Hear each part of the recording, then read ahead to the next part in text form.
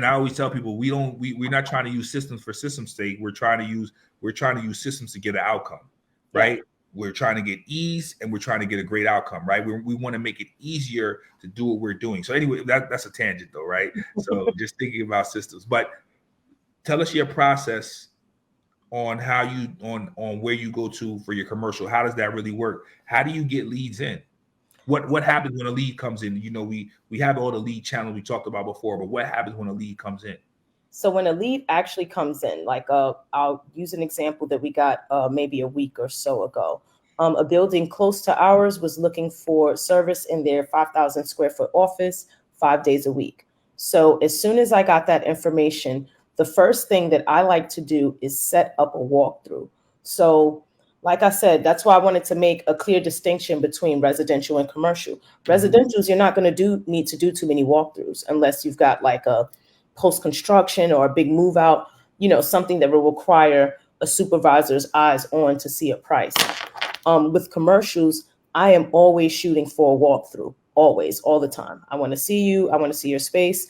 I want to see how the space is utilized. So once I've set up a walkthrough, that's number one. Number two is now still, like you said, we're selling through the whole process. So I'm going to send the client something informative about me and my company. So what I'll send now is my prices are my prices. They don't change for different people. So I can send them a price list. Lets them know that it's, hey, this much per square foot if you're doing X, Y, and Z cleanings. Clients love it, makes it very simple for them. I also attach a brochure that shows all of my different services. With commercial, we offer different services like I have floor care plans that include buffing, stripping, waxing. I do viral sprays. So I make sure to include, on top of deep cleaning, one-time cleaning, and daily cleanings, we also provide X, Y, Z, A, B, and C. That just allows me to market the extra services that I have to a customer that's already contacted me about something like that. So that's step number 2 for me, which is informing my customer more about me. Then step number 3 is for me to do a little research on the company. Just, I say do a little research. Google them. What is their company? What do they do? Every time I do that, it gives me a little small piece of insight about something, but I do it with every company just so that I'm well informed. When I come to the walkthrough, I always have, that's my 4th step, actually physically going to the walkthrough for whatever date we scheduled.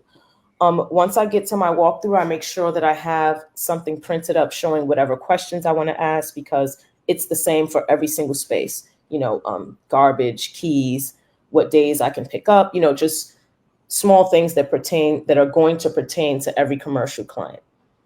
Once we've done that, I don't price people on site with that. Even though my pricing is flat rate, I still want to see what's going on because different situations will require different things, different pricing.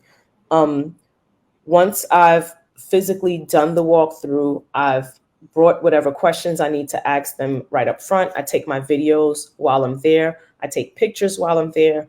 I make sure to ask specific questions about their pain points. Why are they contacting me? I mean, I know that sounds crazy, but in commercial, if someone's contacting me for a cleaning, it's you've either opened a new office, you're not happy with your old cleaning crew, or you had your people doing it in-house and now you want to transition out of that, or you're looking for better pricing. It's very rare that you're just going to find someone that's like popped up out the blue, like, hey, yep, today's the day. I need cleaning. Most people are already thinking about it. And I want to find out exactly what's going on because that helps me to formulate more my sales pitch. Sales pitch is going to be 90% the same for everyone, but depending on what your issue was, will kind of refine my sales pitch. So if you had an issue with contact, with communication with the old cleaners, you didn't know what day they were coming or going or whatever like that, you know, I would speak on that and use that for sales. All right. Then once I've done the walkthrough, send them their quote within 24 hours. And then I wait to hear from them. And when I say wait to hear from them, I mean like a day. I'm not waiting too long. Yeah. What if I haven't heard from you within that day, I'm gonna gentle nudge. Hey, we sent over your quote. What do you guys think? Then from there, it's just performing the service properly once we get the client, and then customer retention.